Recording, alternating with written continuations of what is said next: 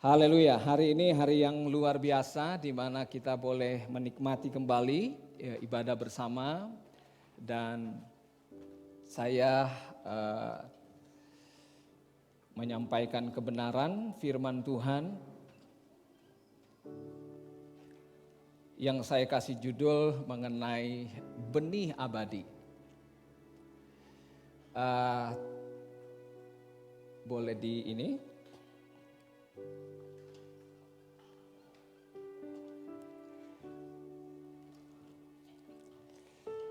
Mari sama-sama kita pelajari ini, benih abadi yang merupakan juga tema kita di setiap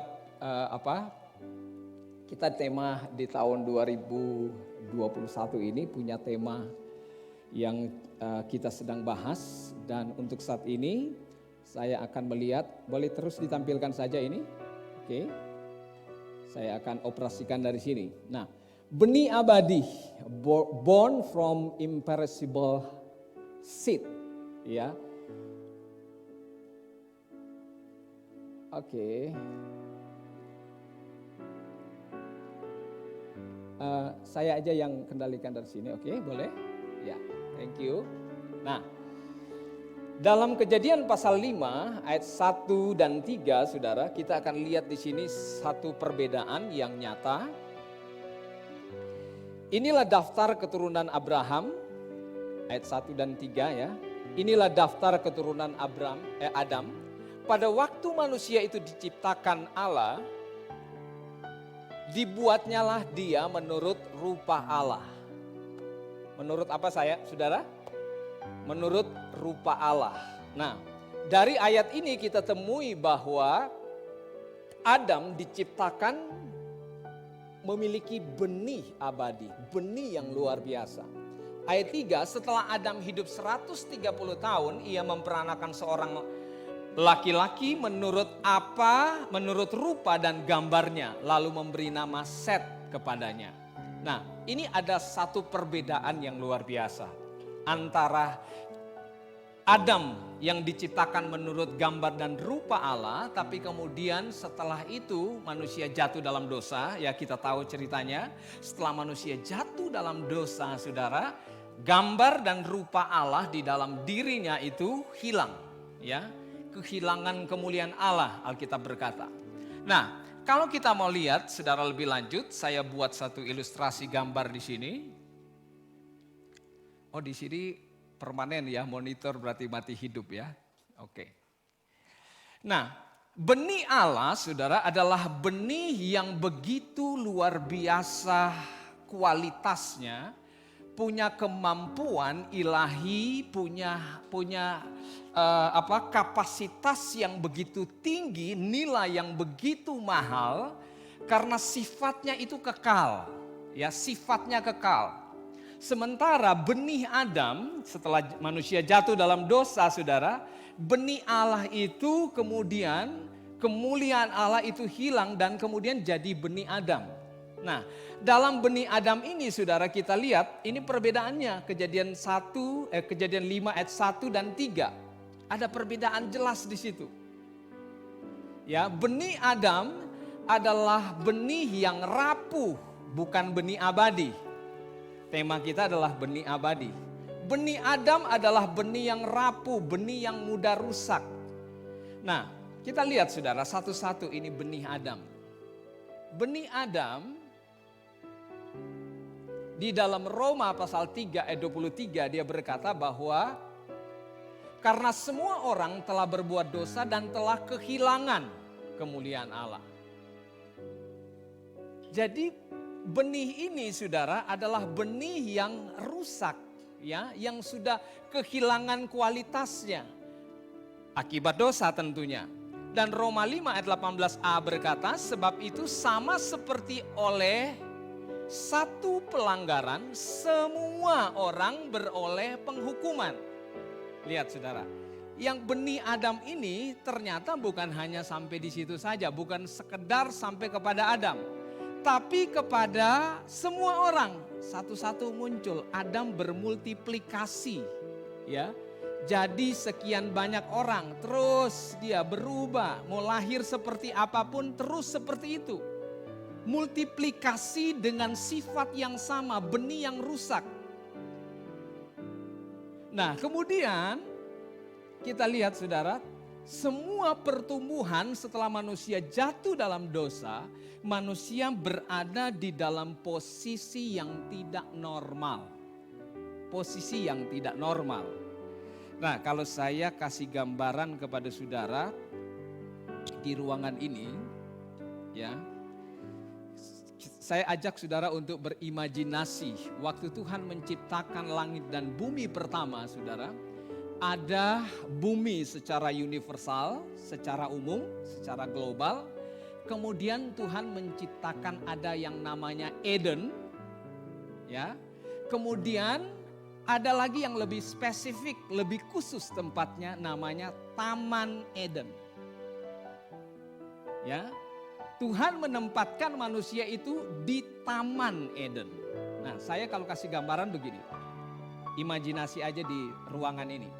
Ruangan ini saudara ya sebesar ini adalah dunia secara universal. Kemudian saudara ada namanya Eden. Eden ini stage yang ada di depan saya. Mulai dari tangga ini, tangga sana, ini adalah Eden. Ya. Kemudian dari Eden ini ada yang lebih spesifik, yang spesial tempatnya. Namanya, katakanlah mimbar ini, Taman Eden. Nah, kemudian Adam dan Hawa ditaruh Tuhan di Taman Eden. Nah, ketika manusia jatuh, saudara, ini berubah. Waktu Tuhan meletakkan mereka di sini, saudara, mereka masih hidup dalam kemuliaan Allah, otoritas dalam hikmat Tuhan. Mereka penuh dengan kuasa, kemampuan supranatural ada pada mereka. Mereka bisa mengatasi, bisa menciptakan banyak hal yang baru. Mereka kasih nama-nama kepada semua binatang. Dan ingat, Tuhan kasih tugas kepada mereka menguasai seluruh ciptaan, saudara. Bukan sekedar satu wilayah, di Eden saja, ya satu kota misalnya. Tidak, tapi semua. Nah, waktu mereka ada dalam kemuliaan Tuhan, manusia hidup tanpa dosa. Nanti saya tampilkan gambarnya. Mereka semua ada dalam keadaan yang begitu luar biasa. Karena benih Allah itu utuh di dalam mereka. Tapi ketika jatuh dalam dosa, apa yang terjadi? Mereka dikeluarkan berdua ini, saudara. Dijatuhkan ke tempat lain. Saya kasih contoh. Jatuh di situ. Mereka dikeluarkan karena Tuhan sayang sama mereka. Tuhan gak mau mereka makan karena di tengah taman itu ada dua pohon. Yang pertama pohon kehidupan. Dan yang kedua ada pohon pengetahuan yang baik dan yang jahat. Nah, kalau Tuhan biarkan mereka di sini, mereka akan makan pohon kehidupan lagi. Karena waktu mereka ada di sini, saudara, sebelum mereka makan pohon pengetahuan baik dan yang jahat, mereka juga makan pohon kehidupan. Alkitab berkatakan, semua pohon, buah pohon yang ada di taman ini boleh kamu makan. Dikecualikan apa? Pohon pengetahuan yang baik dan yang jahat. Cuman itu yang gak boleh. Nah, berarti pohon kehidupan mereka makan. Kenapa mereka bisa makan itu? Karena benih ilahi di dalam mereka punya kapasitas, punya kekuatan untuk mengkonsumsi itu. Sehingga mereka tetap hidup dalam kekekalan, keabadian. Nah, kenapa kemudian setelah mereka jatuh dalam dosa, Tuhan bawa mereka keluar supaya mereka tidak makan. Setelah makan pengetahuan pohon baik dan yang jahat, kemudian mereka mau makan lagi pohon kehidupan. Apa yang akan terjadi? Mereka akan hidup dalam dosa, dalam kekekalan. Mereka tidak akan kembali serupa dan segambar. Mereka akan rusak selama-lamanya. Nah, makanya Tuhan taruh di sini. Ketika Tuhan taruh di sini Adam dan Hawa, saudara. Kemudian tadi kita sudah baca, lahirlah Set. Nah, lahirnya di mana? Set itu kemudian. Di sini. Mereka itu lahir di sini. Dan waktu Set lahir, Kain dan Habel juga lahir, mereka itu ada di sini.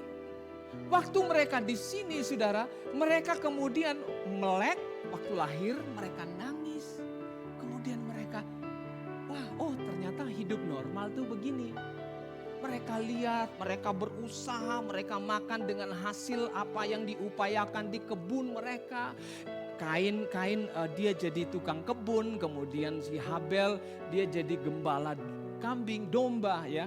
Dan waktu mereka berusaha di situ, tertanam di benak mereka, terbangun dalam kehidupan mereka bahwa mereka adalah orang-orang yang seperti ini dan mereka pikir itu normal. Padahal normal nggak ada di sini, nggak normal. Dan mereka nggak tahu sama sekali bagaimana indahnya ada di Taman Eden, sebagaimana Adam dan Hawa pertama. Yang tahu itu cuma Adam dan Hawa. Mereka punya kualitas itu hanya mereka yang rasa. Setelah itu saudara, terus tadi itu keturunan terus turun, tidak pernah ada lagi orang yang bisa menikmati sehebat ini. Nah, makanya saudara, ketika orang itu ada di sini nggak normal dan seluruh dunia, semua orang ada di posisi yang nggak normal. Tapi kita merasa normal. Saya senang baca satu bukunya Watchman Nee, saudara. Buku Watchman Nee itu dia bilang kekristenan yang normal. Bagus, tebal banget bukunya. Bagus sekali. Dia bahas bahwa kekristenan harus kembali ke posisi di tempat tadi. Menikmatinya. Nah, makanya kita perlu benih itu. Oke, kita lanjut. Nah, sifat benih Adam ini, saudara, perhatikan. Luar biasa. Fana, terbatas, mudah rusak, dapat binasa, mudah hancur. Karena apa? Yohanes 3 ayat 6a, kita tahu Yohanes 3 saudara, adalah pembicaraan mengenai Tuhan Yesus dengan Nikodemus. Ya, Nikodemus seorang pemimpin agama, dia begitu terkagum dan terpesona dengan pelayanan Yesus, bahkan kehidupan Yesus. Dia sampai datang malam-malam supaya dia punya privacy, dia bisa datang ketemu langsung kepada Yesus karena kita tahu Yesus adalah orang yang populer saat itu. Kalau dia ketemu siang mungkin akan bergiliran antri dengan yang lain. Ya, dia nggak punya waktu yang khusus, dia nggak bisa tuangkan hatinya, ya. Dia nggak punya waktu yang spesifik dengan Yesus. Jadi dia pilih malam-malam. Dan dia pilih malam juga karena dia seorang tokoh agama. Panjang ceritanya, tapi saya nggak akan bahas itu. Saya akan lihat di sini. Benih ini kemudian saudara, di Galatia pasal yang kelima ayat 19 sampai 21, itu perbuatan daging, itu buahnya. Benih itu punya buah percabulan, kecemaran, hawa nafsu, dan seterusnya. Dan sudah lihat yang melekat di dalam tubuh mereka, yang melekat di dalam hidup mereka adalah gelap, licik, kutuk, najis, kasar, sombong, terhukum, sakit penyakit, khawatir, dan seterusnya. Nah, saudara bayangkan dalam keadaan seperti ini, orang yang ada di sini tanpa Tuhan, kita punya kehidupan yang seperti itu. Terkutuk, terhukum, saudara. Dan tidak ada satupun orang yang bisa mengeluarkan. Tidak ada satupun orang yang bisa membawa manusia, mengeluarkan dia dari posisi ini. Nggak akan pernah bisa, tidak ada yang bisa yang mampu melakukannya. Nah, kemudian kita lihat, mengapa sih kita harus lahir baru? Kelahiran barulah saudara yang membuat benih itu kembali kepada kita.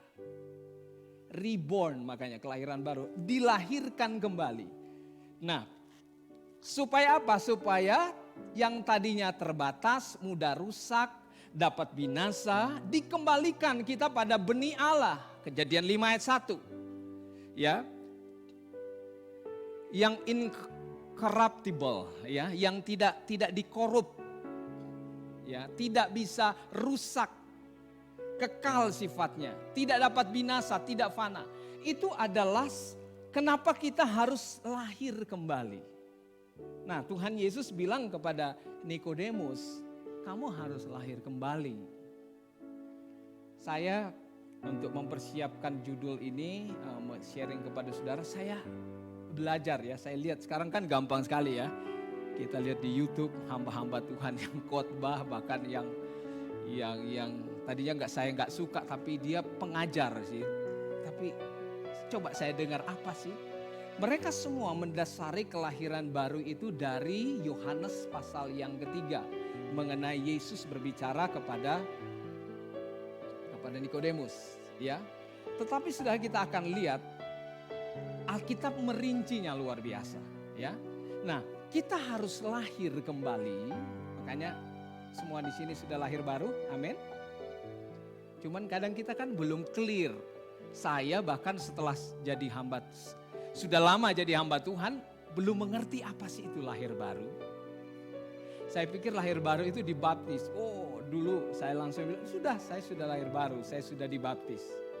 Ya, tapi Alkitab ternyata punya jawabannya. Setelah saya belajar, oke, ternyata begitu. Nah, Yohanes 3 ayat 5-6 jawab Yesus, aku berkata kepadamu, sesungguhnya jika seorang tidak dilahirkan dari air dan roh, ia tidak dapat masuk ke dalam kerajaan Allah. Sebab apa yang dilahirkan dari daging adalah daging, dan apa yang dilahirkan dari roh adalah roh. Wah, ini powerful, Yesus bilang. Apa yang dilahirkan dari daging adalah daging. Jadi gini saudara, apa yang dilahirkan dari daging itu, sesuatu yang lahir dari daging, walaupun dipoles, dididik, saudara dikasih masuk asrama, diajarkan, didoa puasain, selama dia belum dilahirkan baru, dia tetap daging. Karena yang dilahir dari daging adalah daging. Kenapa dia menjadi daging? Karena prosesnya, sumbernya dari kelahiran, lahir dari daging. Itu kata Yesus.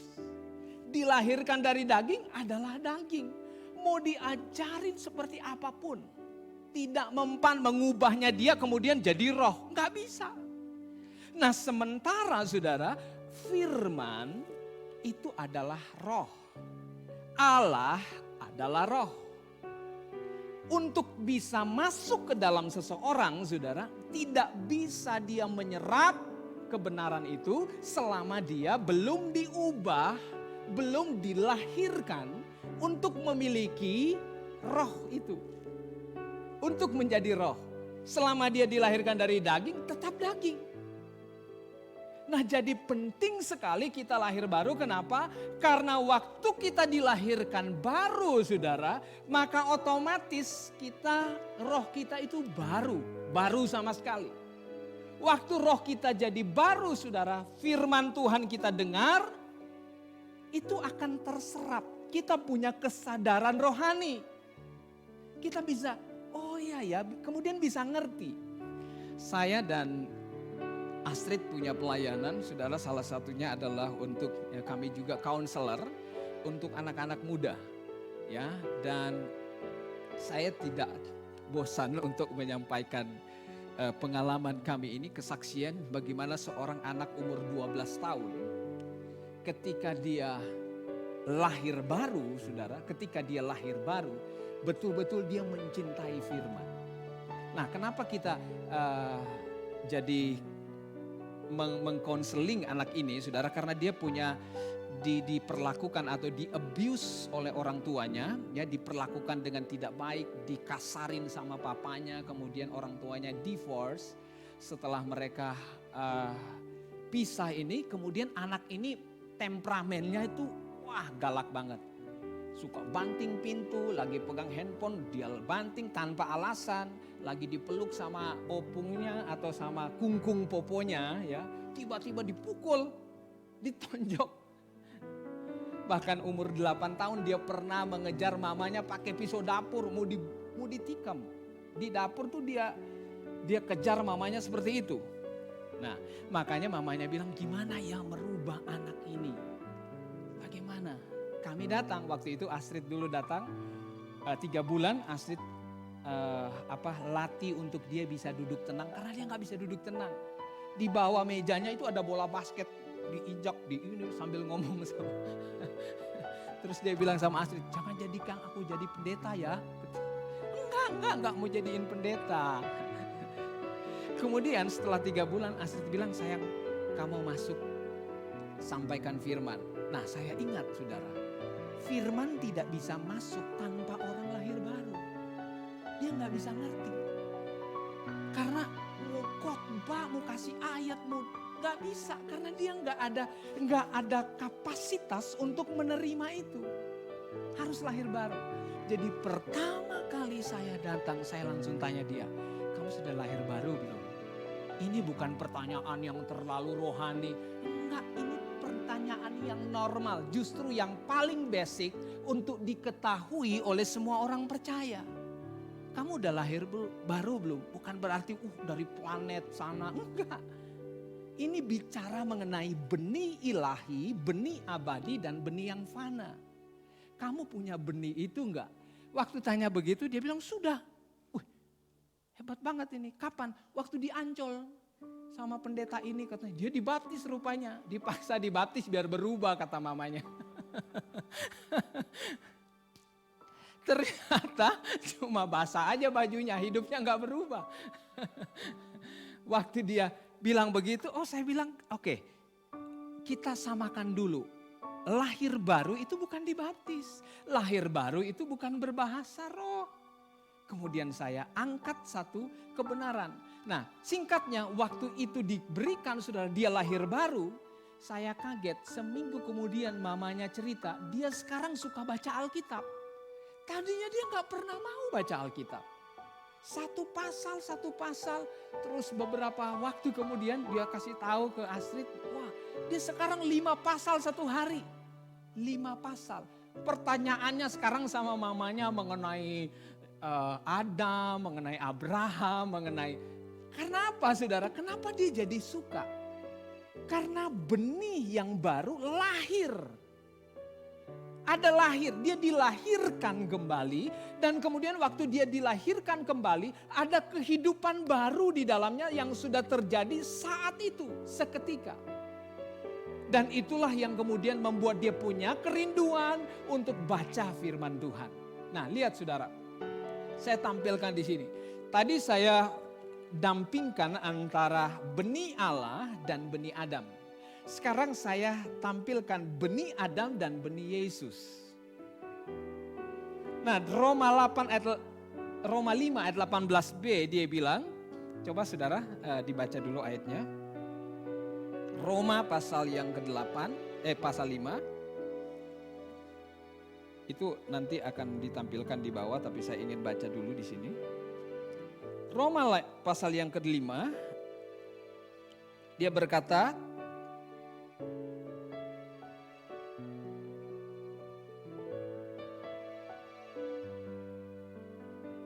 us 18 ya, bukan 8.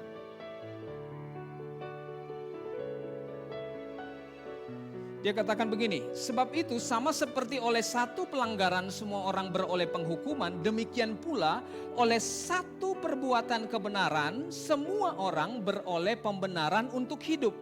Nah, sekarang saudara, benih ini yang mengubah benih kita, menggantikan saudara dengan benih Yesus.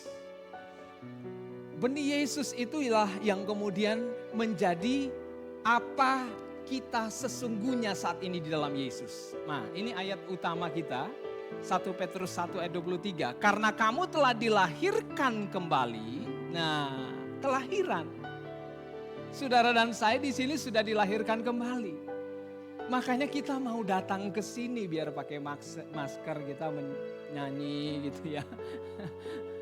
Apa yang kita lakukan di sini itu bukan karena kita punya kerinduan secara jasmani, bukan. Tapi karena ada kehidupan rohani yang mendorong kita untuk melayani. Amin. Untuk datang menikmati Dia saudara. Karena kita sudah dilahirkan kembali.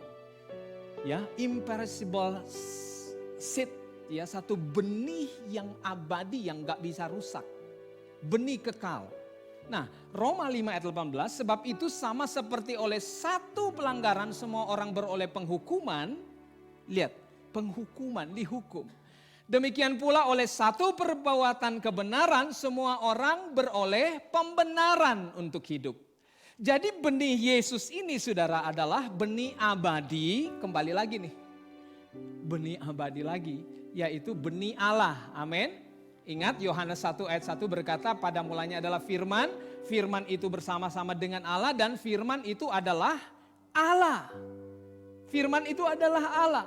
Jadi Yesus ini adalah Allah sendiri, Alkitab berkata. Yohanes 3 ayat 6b, yang dilahirkan dari roh adalah roh. Roma 8 ayat 29, kita menjadi serupa dengan gambaran anaknya supaya ia, anaknya itu menjadi yang sulung di antara banyak saudara. Jadi Tuhan Yesus itu adalah anak sulung kita, saudara. Roma 8 ayat 18b, demikian pula oleh satu perbuatan kebenaran semua orang ya dibenarkan. Lihat, Yesus itu anak sulung. Saya kasih di situ bisa kelihatan ya. Anak sulung dia. Dan kemudian di bawahnya itu muncul saudara dan saya, ya satu-satu kita, setiap orang yang masuk percaya kepada Yesus, kapanpun itu saudara, muncul dia dengan benih yang sama, semakin terus-terus. Nah itu saudara dan saya. Luar biasa. Benih ini saudara terus berkembang dan Tuhan bilang penuhilah bumi ini dengan keturunan ilahi, berbicara dengan orang yang memiliki kehidupan benih ilahi di dalamnya. Nah butuh firman saudara supaya kita betul-betul tahu kita punya kapasitas di dalam Tuhan, siapa kita di dalam Yesus. Nah lihat, aku datang kata Yesus supaya mereka mempunyai hidup dan mempunyainya dalam segala kelimpahan. Hidup yang dimaksud bukan syuhe ya atau bukan bios. Bios itu kehidupan yang biasa, kehidupan yang sementara ya.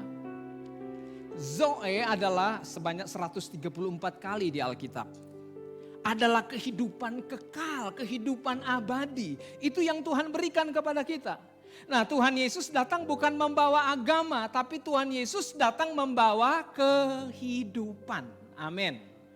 Yesus datang membawa kehidupan. Ada benih ilahi yang dia bawa, dia kasih kepada kita. Siapapun kita yang percaya kepada Yesus. Tidak peduli latar belakang kita saudara, dari mana kita, pendidikan kita seperti apa. Waktu kita terima Yesus sebagai Tuhan dan Juru Selamat, baru kita semua alami kehidupan yang sama seperti Yesus. Nah benih Yesus, benih abadi ini saudara, bersih dia. Ya, Yohanes 3 ayat 6b, dilahirkan dari roh, bersih. Nah di dalamnya itu adalah kasih, sukacita, damai sejahtera, kesabaran dan seterusnya. Dan saudara bisa lihat, saya tambahkan di situ, dia punya sifat ya, mulia, diberkati, ada hikmat, adil, kudus, itu natur, saudara. Secara natural dari benih ilahi, dia punya sifat itu. Nah, kita sebagai orang percaya, saudara, bergumul dengan pikiran kita. Karena waktu kita lahir dari kandungan ibu kita dan waktu kita hidup belum mengenal Tuhan, saudara, kita kita sudah terbiasa dilatih untuk beroperasi dengan 5 indera ini, dengan panca indera kita. Bagaimana kita meraba, merasa, melihat, mendengar, ya, mencium, itu langsung membentuk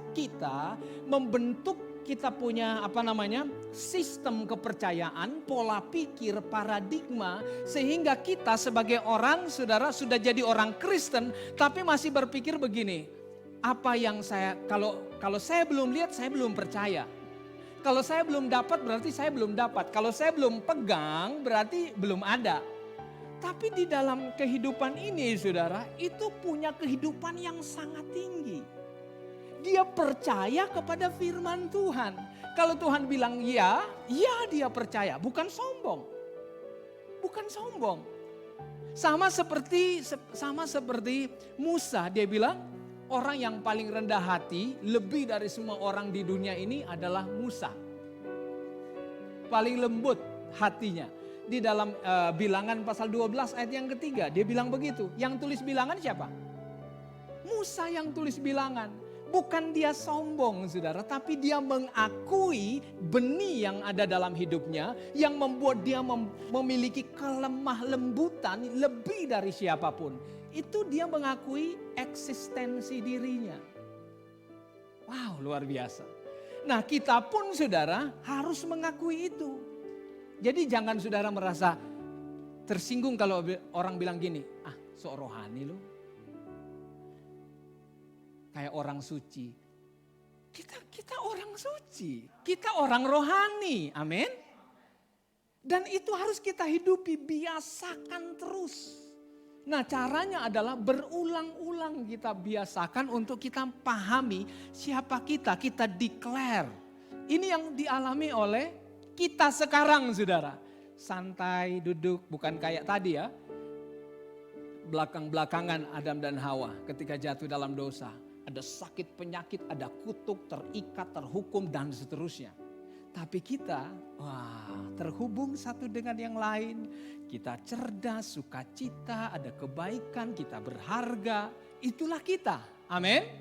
Itulah kita yang sudah dilahirkan kembali dalam benih Yesus bersama dengan Yesus.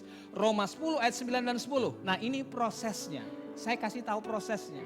Kapan sih benih itu masuk? Kapan benih itu masuk? Sebab jika kamu mengaku dengan mulutmu bahwa Yesus adalah Tuhan dan percaya dalam hatimu bahwa Allah telah membangkitkan dia dari antara orang mati, maka kamu akan diselamatkan, pasti. Dan kemudian ayat 10, karena dengan hati orang percaya dan dibenarkan, dan dengan mulut orang mengaku dan diselamatkan. Ini pasti. Saya waktu dengar khotbah kemarin, saudara, dengan tema yang sama, saya lihat ada seorang hamba Tuhan, dia menjelaskan bahwa lahir baru itu proses yang panjang dan susah. Lama sekali, saudara, baru kita bisa bilang kita sudah lahir baru. Wah, padahal ayatnya di sini beda banget. Langsung ketika kamu mengaku, ketika kamu percaya, saat itu, detik itu juga. Nah, saya buat ilustrasinya. Nah, perhatikan ayat ini, saudara. Tadi 9-10. Tadi Roma 10 ayat 9 dan 10 kan. Sekarang saya tulis Roma 10 ayat 14 dan 15. Ini proses dari mana itu terjadi. Tetapi bagaimana mereka dapat berseru? Lihat, kata pertama di sini berseru. Alkitab berkata, kalau kamu mengaku atau berseru dengan mulut, percaya dalam hati, kamu diselamatkan. Roma ini juga lanjutkan prosesnya. Dia bilang, kalau kamu berseru kepadanya, tetapi bagaimana mereka dapat berseru kepadanya jika mereka tidak percaya kepada dia? Bagaimana mereka dapat percaya kepada dia jika mereka tidak mendengar tentang dia? Bagaimana mereka mendengar tentang dia jika tidak ada yang memberitakannya? Dan bagaimana mereka dapat memberitakannya jika mereka tidak diutus? Seperti ada tertulis, betapa indahnya kedatangan mereka yang membawa kabar baik. Coba perhatikan, saudara, ayat ini dengan cermat. Saudara perhatikan ada kata-kata kerja di dalamnya. Saya sengaja buat warnanya beda. Lihat, yang pertama adalah apa? Berseru. Yang kedua, percaya. Yang ketiga, mendengar. 4, memberitakan. Yang kelima adalah diutus. Jadi untuk orang sampai kepada lahir baru, step paling awal di belakang sana adalah ada orang yang diutus. Siapa yang diutus? Untuk membuat ilustrasi ini saya buat satu ilustrasi sederhana. Coba saudara lihat. Yang diutus pertama adalah yang dari kerajaan Allah. Yesus.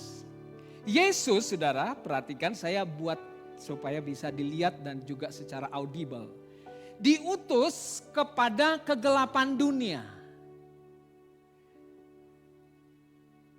Ini di sini suka mati ya. Dia diutus nih, saat dia pergi. Waktu Yesus pergi ke dalam dunia ini saudara, dia buat apa? Dia membawa berita. Waktu dia membawa berita, barulah kemudian ada yang mendengar. Waktu orang mendengar, saudara, barulah percaya. Kemudian waktu dia percaya, maka barulah dia berseru dan mengaku. Waktu dia mengaku, saudara, di saat itulah Alkitab berkata, dia diselamatkan. Dia masuk ke dalam kerajaan Allah. Wah, luar biasa. Jadi saudara lihat dalam Roma 10 ayat 14 sampai 15, Alkitab jelas sekali kasih tahu kita mengenai lahir baru. Dulu saya percaya lahir baru itu ketika orang dibaptis. Terus meningkat pengertian itu. Meningkatnya adalah lahir baru itu ketika orang berbahasa roh. Ternyata bukan di sana. Tarik dulu, mundur jauh. Orang lahir baru ketika dia percaya dalam hati, dia mendengar dulu. Dia mendengar firman. Ya, waktu dia mendengar, kemudian dia berseru dan mengaku, dia mulai declare, dia bertindak, barulah saat itu dia dilahirkan kembali. Amin. Sampai di sini saya mau tanya, apakah saudara sudah lahir baru? Amin. Sudah mengaku dengan mulut, percaya dalam hati, amin. Ya, waktu kita percaya dan mengaku dengan mulut, saudara, barulah ke atas itu dibaptis air. Lihat ada kata-kata sedikit tulisan di atas. Ada katekisasi, belajar firman, ya dibaptis roh dan seterusnya. Ini idealnya seperti itu ya. Tapi ada dalam perjanjian baru, dalam peristiwa-peristiwa tertentu, misalnya Cornelius. Itu Cornelius dibaptis roh lebih dulu dia. Ya, ada yang seperti itu. Nah, dari sini saudara kita melihat bahwa benih ilahi itu kemudian ada pada kita. Benih ilahi itu penuh di dalam kita. Benih ilahi itu kembali utuh di dalam kita sebagai orang percaya. Dimulai dari mana? Ketika kita lahir kembali. Nah, jadi saudara, waktu kita sekarang punya benih abadi, punya kehidupan baru, 1 Petrus 1 ayat 3 dia berkata, terpujilah Allah dan Bapa Tuhan kita Yesus Kristus yang karena rahmatnya yang besar telah melahirkan kita kembali oleh kebangkitan Yesus Kristus di antara orang mati kepada satu hidup yang penuh pengharapan. Wow, sekarang saudara dan saya adalah orang-orang yang penuh dengan pengharapan. Penuh dengan pengharapan. Tidak ada yang membuat kita takut, khawatir dan kemudian membelenggu kita, tidak.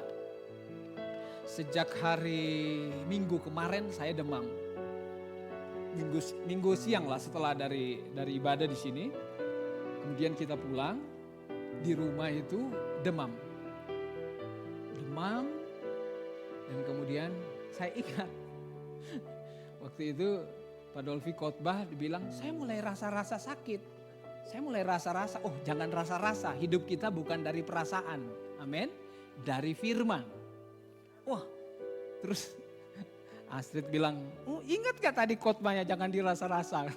Iya sih, tapi terus dia demam tetap sampai malam. Tapi saya sudah katakan, terima kasih Tuhan aku sudah sembuh. Ada dua kebenaran saudara. Kebenaran fisik dan kebenaran supranatural. Kebenaran fisik saudara, waktu kita lihat kebenaran fisik, saya sakit, saya lemah, saya dalam keadaan sulit sekarang ini. Orang yang beriman tidak menyangkal kebenaran fisik. Kebenaran yang realita yang fana, yang kita bisa lihat secara kasat mata. Orang beriman tidak menyangkal itu. Akui itu ada. Tapi di saat yang sama kita tahu ada kebenaran supranatural. Yaitu kebenaran firman. Amin. Nah, kita sebagai orang yang punya benih Allah dalam hidup kita, kita hidup di sini, benih Allah ini. karena kita punya tubuh jasmani yang terkoneksi dengan ini saudara, maka kita akui kita di sini, kita merasakan ada rasa sakit, tapi yang kita imani, kita percayai, kita pegang dan kita terus declare adalah apa yang terjadi di dalam kehidupan rohani. Amin. Saya sudah sembuh, firman Tuhan berkata oleh bilur-bilur Yesus, aku sudah sembuh. Wah, hari Senin saya sembuh, sehat segala macam bisa. Oh puji Tuhan, hari Selasa sehat. Pas mau malamnya lagi hari Selasa, demam lagi. Oh ini fisik ini mau bermain-main ini ya. Nah, waktu kita seperti itu apa yang terjadi? Terus hari Rabu, saudara, sampai Rabu pagi demam itu menggigil. Tapi saya imani, saya terus menyembah Tuhan. Pas kita mau keluar ada hal yang harus kita cari, saudara, tetap kita pergi. Karena saya percaya saya sudah sembuh. Dan kemudian hari Kamisnya sembuh lagi. Terus sampai sekarang sembuh, tetap sembuh. Kenapa? Karena kita mau percaya kepada kebenaran supranatural, yaitu firman Tuhan. Makanya perlu sekali saudara, kita memenuhi hidup kita dengan firman. Yohanes 5 ayat 24 dia berkata bahwa aku berkata kepadamu sesungguhnya barang siapa mendengar perkataanku dan percaya kepada dia yang mengutus aku, ia mempunyai hidup yang kekal dan tidak turut dihukum. Kita adalah orang-orang yang tidak akan dihukum. Kita adalah orang-orang yang diselamatkan, amin. Kita sudah pindah katanya dari dalam maut ke dalam hidup. Hidup di sini pakai kata zoe, hidup kekal. Wow. Nah itu sebabnya penting sekali saudara, dalam kehidupan yang baru ini kita melihat ini nih, nilai spiritual yang kita percaya. Jangan lagi bawa-bawa yang dari nenek moyang kita ya, pas kita mau keluar rumah tiba-tiba cicak bunyi. Wah nggak jadi, sebentar. Ada ini, sebentar katanya. Banyak saya bisa jabarkan lagi yang lain saudara. Banyak orang yang sudah jadi Kristen, sudah lahir baru, tapi dia punya kepercayaan nenek tua, cerita nenek moyang itu dia masih pegang banget.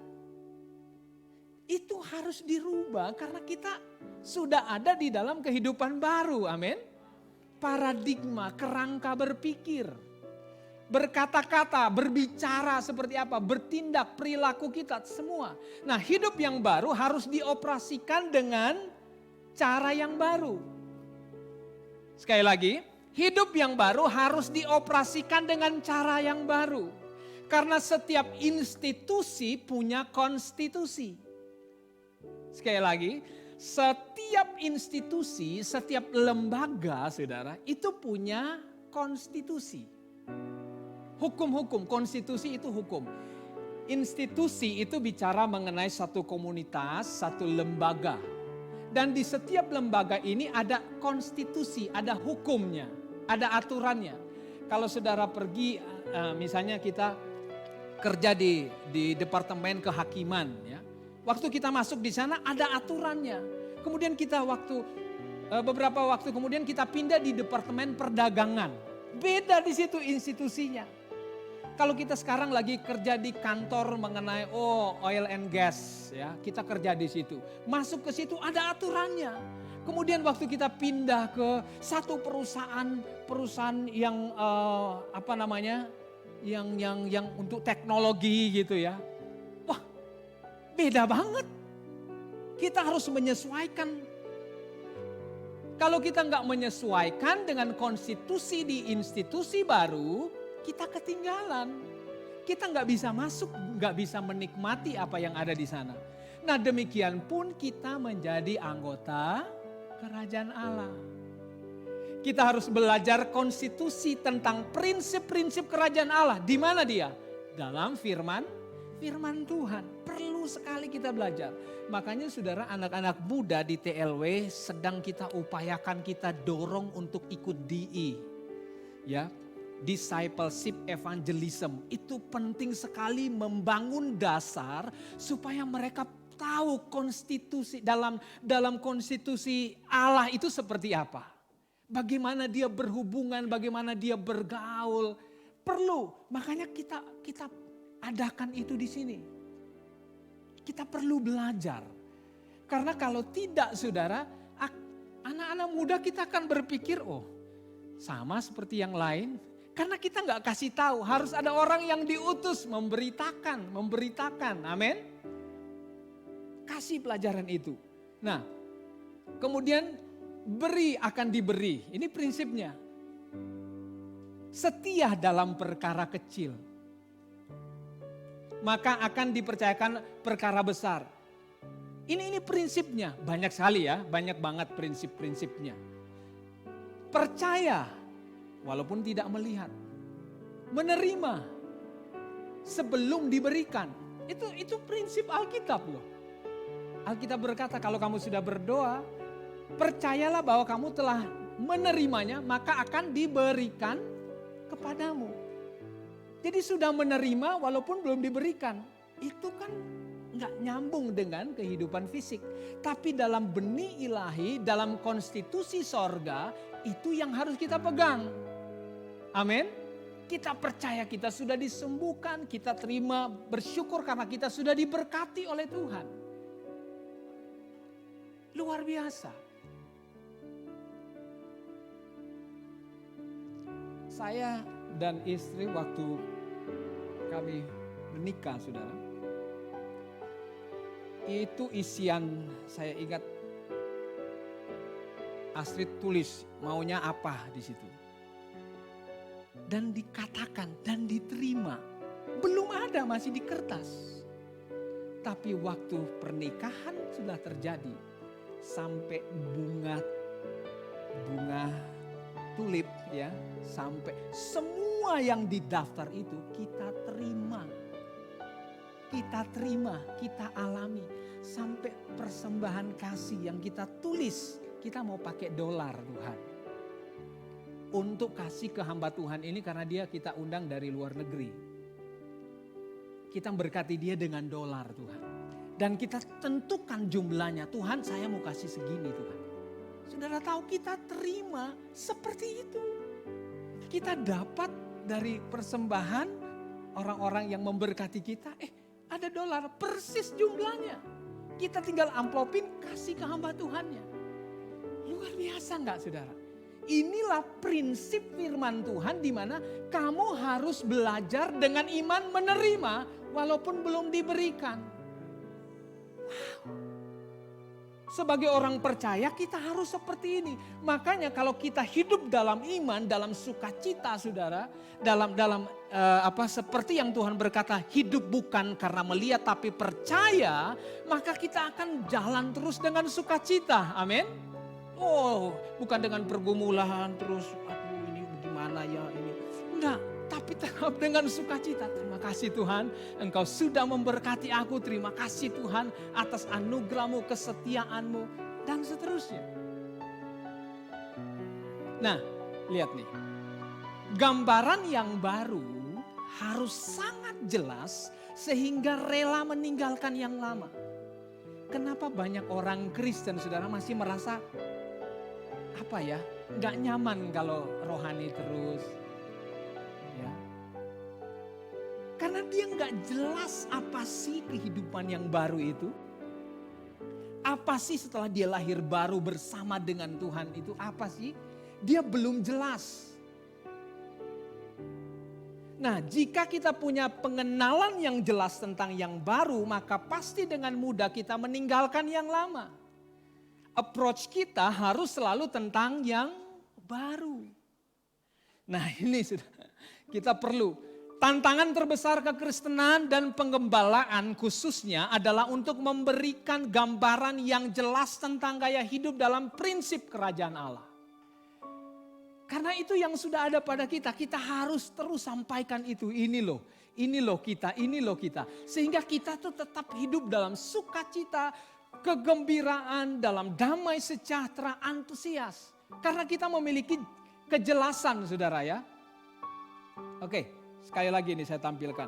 Tantangan terbesar kekristenan dan penggembalaan khususnya adalah untuk memberikan gambaran yang jelas tentang gaya hidup dan prinsip kerajaan Allah. Bukan mengenai dosa, mengenai sakit penyakit, kesulitan-kesulitan, tantangan-tantangan, pergumulan-pergumulan.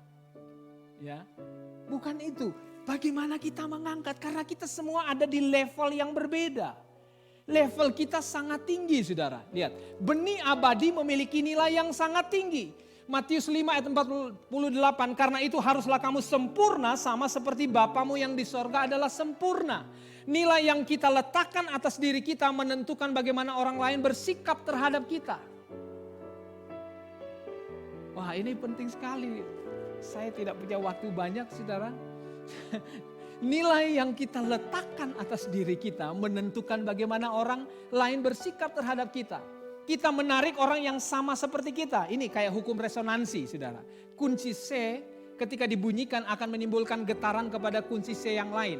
Kalau di ruangan ini ada 10 piano, kasih contoh ya. Piano di sini, sana, sini, ada 10 piano. Dan saya bunyikan yang di pojok sana piano. Dan dengan resonansi kuncinya saya bunyiin kunci C. Dung. Maka waktu saya bunyikan piano yang paling pojok, 9 piano yang lain akan berbunyi dengan nada yang sama. Itu hukum resonansi. Nah, waktu saudara hidup dalam benih yang baru, benih abadi ini, saudara akan lebih nyaman lengket dengan orang-orang yang punya resonansi yang sama. Saya dan Astrid ada beberapa ministry di luar, di tempat yang lain juga, tapi kita selalu ngobrol kok agak beda ya kalau kita ada di TLW.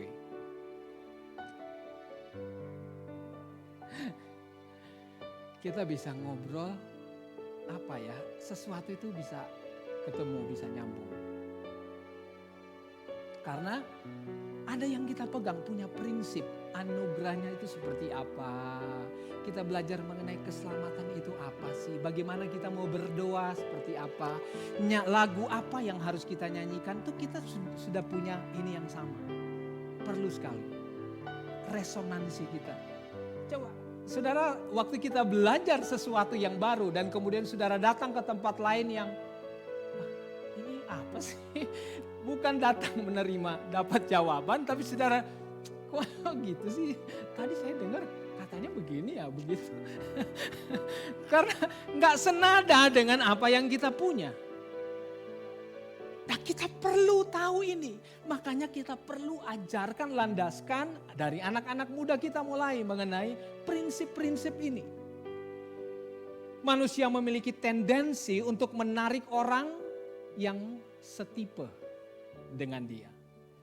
Jadi saudara, perlu sekali kita sebagai orang percaya memiliki hal-hal seperti ini. Nah, ini sebagai ayat terakhir saya. Sebab kamu tahu bahwa kamu telah ditebus. Asik sekali, ditebus. Amin. Kita sudah ada di tempat yang baru sekarang, saudara. Benih ilahi, benih abadi itu sudah ada pada kita.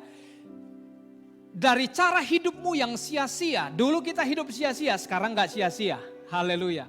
Yang kamu warisi dari nenek moyangmu itu bukan dengan barang yang fana, tetapi bukan pula dengan perak dan emas.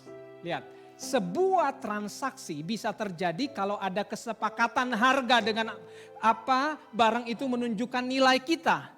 Jadi saudara, darah anak domba adalah level transaksi nilainya hidup saudara dan saya. Jadi begitu mahal.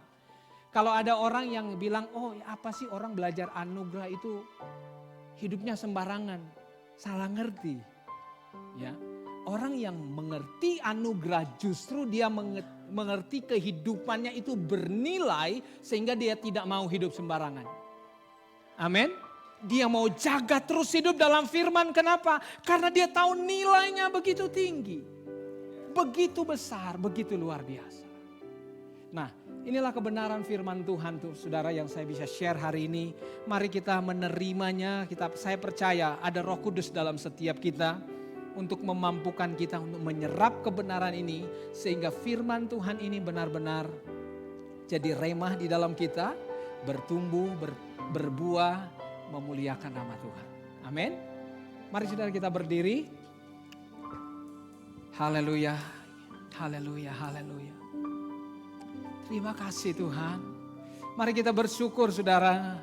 Berterima kasih atas anugerahnya yang telah dianugerahkan kepada setiap kita. Kasih-Nya begitu sempurna, benih ilahi. Seperti Adam sebelum jatuh dalam dosa, begitu mulia, kudus, suci. Haleluya, itulah kita sekarang.